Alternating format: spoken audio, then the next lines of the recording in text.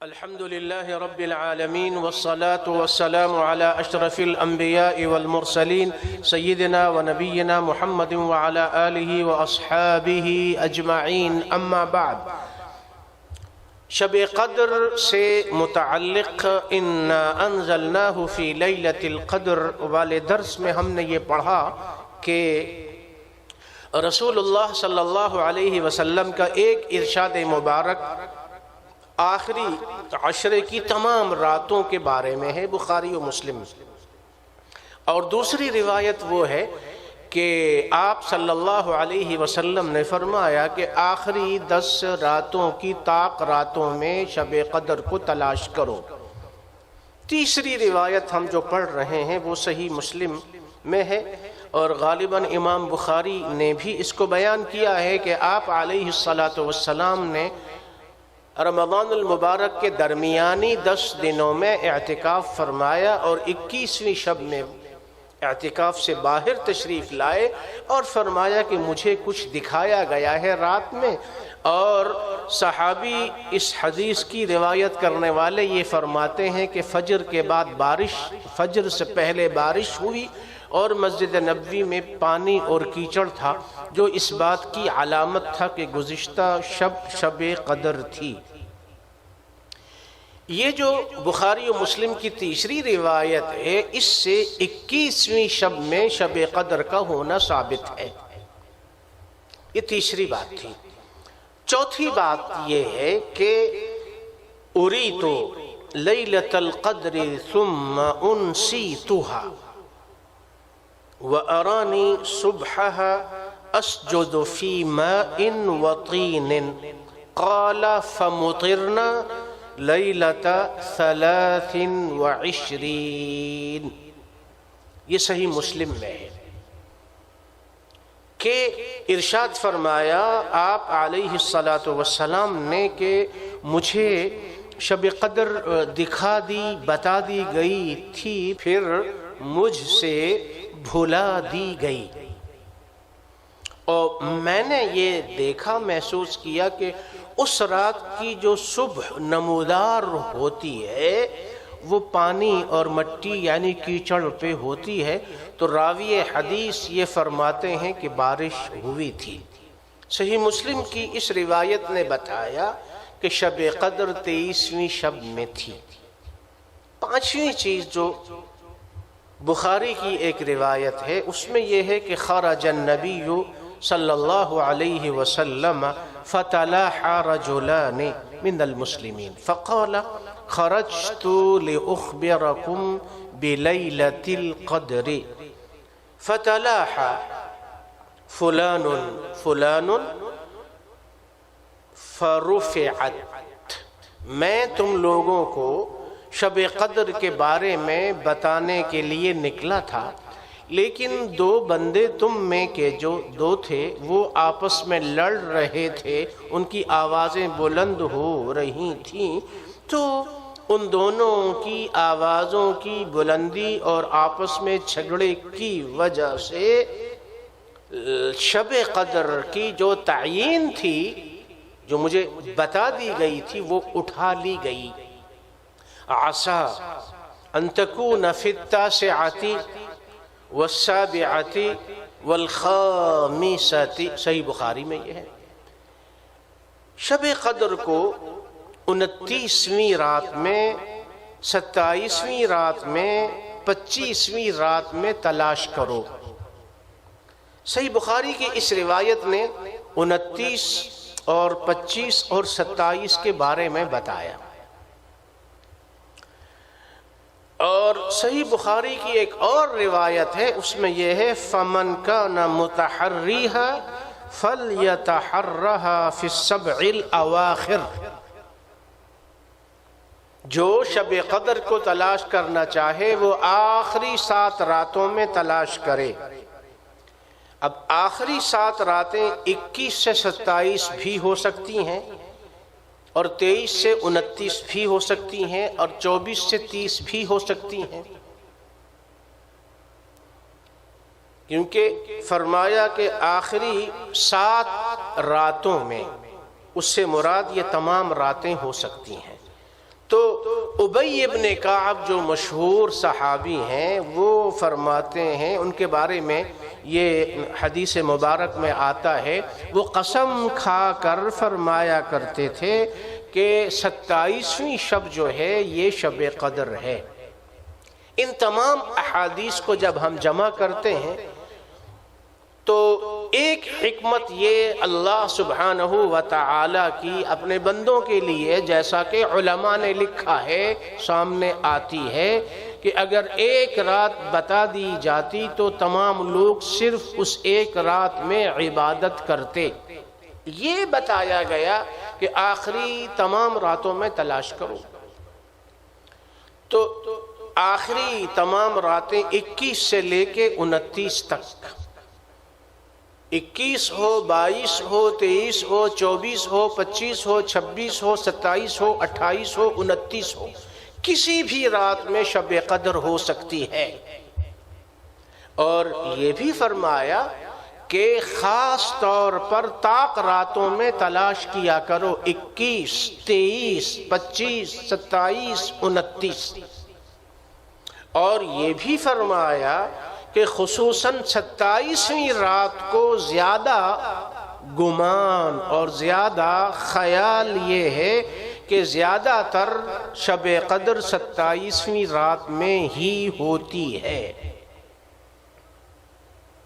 تو یہ ثابت ہوا کہ ہم کو آخری تمام راتوں میں جاگنا چاہیے، اہتمام سے عبادت کرنی چاہیے، نوافل کا اہتمام کرنا چاہیے۔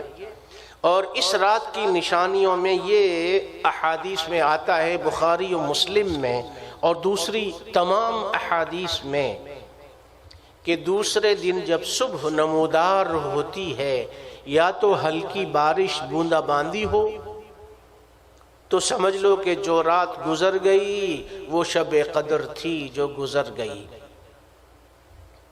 اور ایک نشانی یہ ہے کہ اس رات ہر بندہ عبادت کرنے والا مسجد میں ہو، گھر میں ہو، گھر کی خواتین ہو، گھر میں مرد ہوں، بچے ہوں، مسجدوں میں ہوں، اعتکاف والے ہوں، ان کو کچھ محسوس ہوتا ہے۔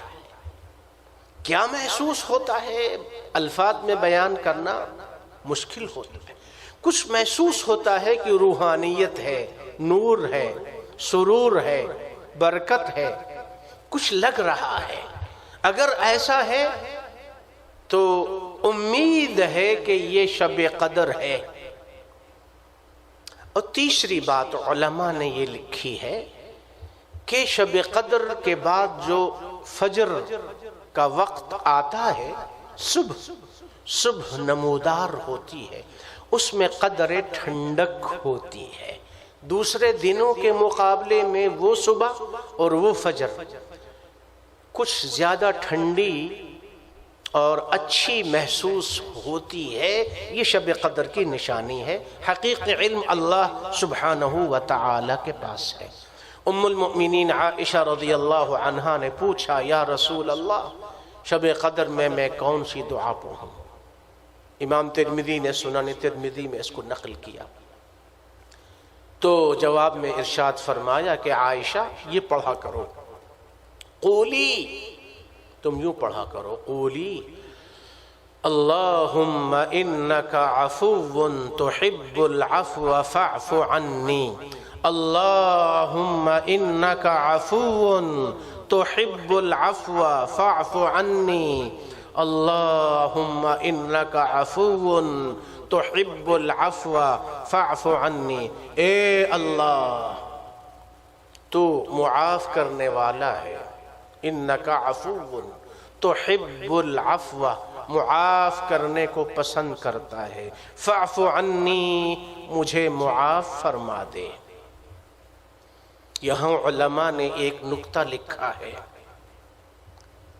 سنو، یاد رکھو، اللہ اپنے بندوں میں سے اس کو معاف کرتا ہے جو دوسرے بندوں کو معاف کرتا ہے۔ جو دوسرے بندوں سے بدلہ لیتا ہے، دوسرے بندوں کو ستاتا ہے، دوسرے بندوں کو تکلیف پہنچاتا ہے، دوسرے بندوں پہ ظلم اور زیادتی کرتا ہے، دوسرے بندوں کو اذیت پہنچاتا ہے، اس کو اللہ معاف نہیں کرتا۔ اللہ یہ فرماتا ہے مجھ سے معافی مانگنی ہے، ایک دوسرے کو معاف کرو، ایک دوسرے کو معاف کرو، ایک دوسرے کو معاف کرو، ایک دوسرے کی طرف ہاتھ بڑھاؤ، ایک دوسرے سے ہاتھ ملاؤ۔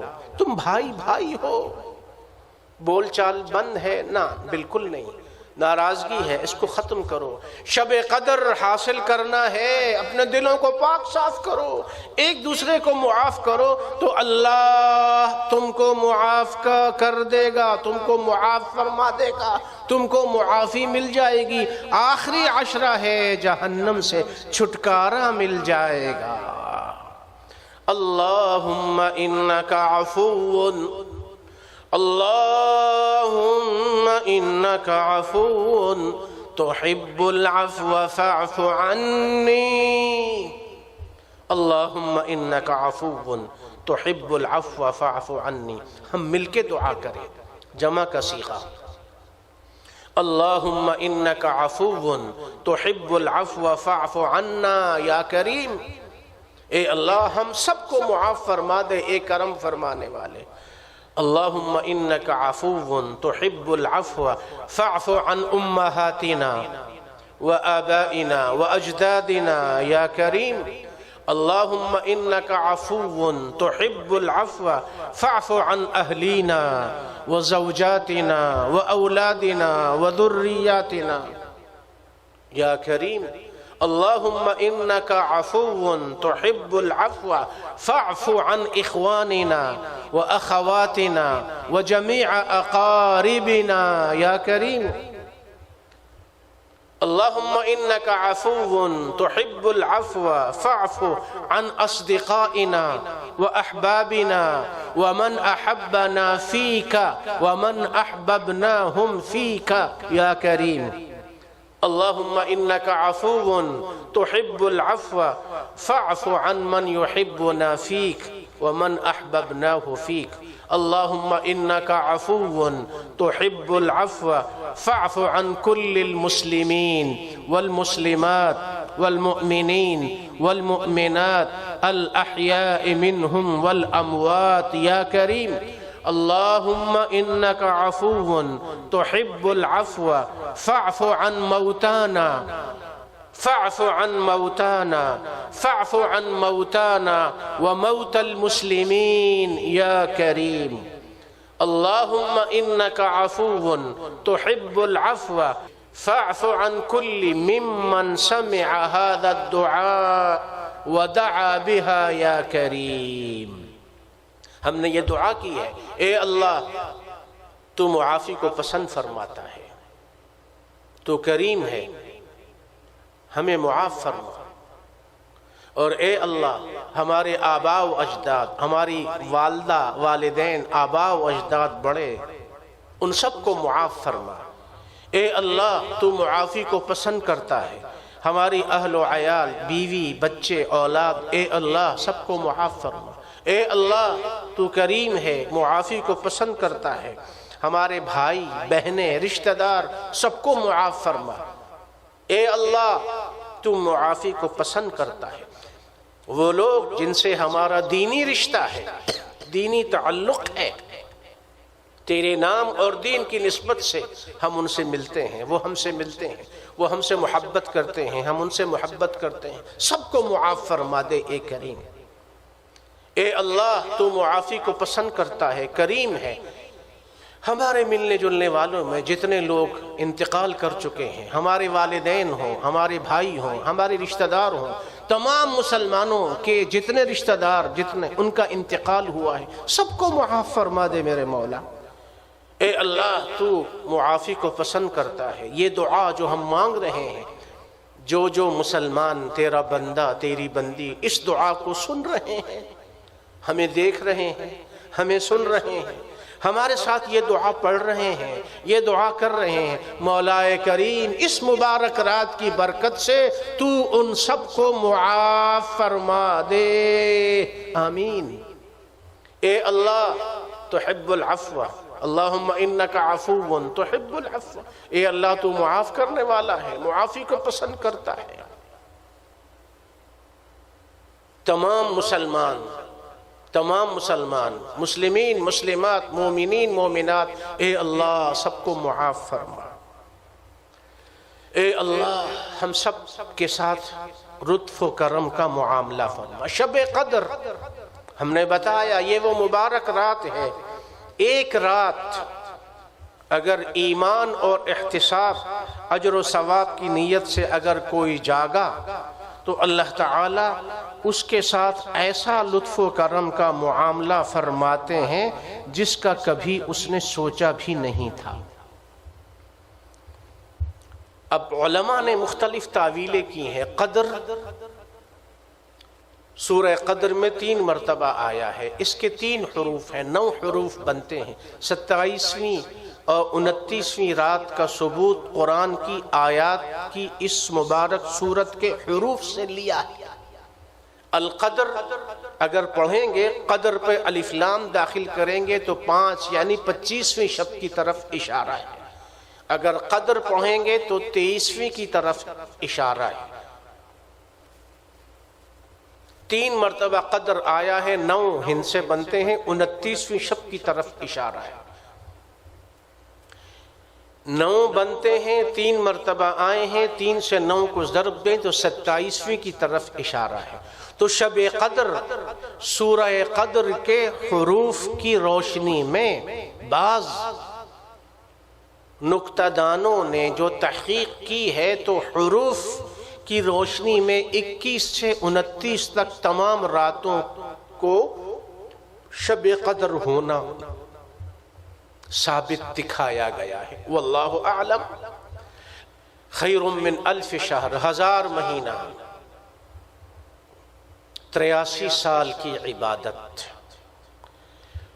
علماء نے فرمایا کہ 21ویں رات سے لے کے 29ویں رات تک اگر روزانہ ہم 2 رکعت نفل پڑھیں، 4 رکعت نفل پڑھیں اور روزانہ پڑھیں، اور ان راتوں میں اگر کوئی نہ کوئی رات تو شب قدر ہوگی نا، اللہ کے فضل و کرم سے ہمیں مل گئی، تو گویا کہ ہم نے 83 یا 84 سال تک روزانہ 2 رکعت یا 4 رکعت نفل پڑھے، اتنا اجر و ثواب مل گیا آپ کو۔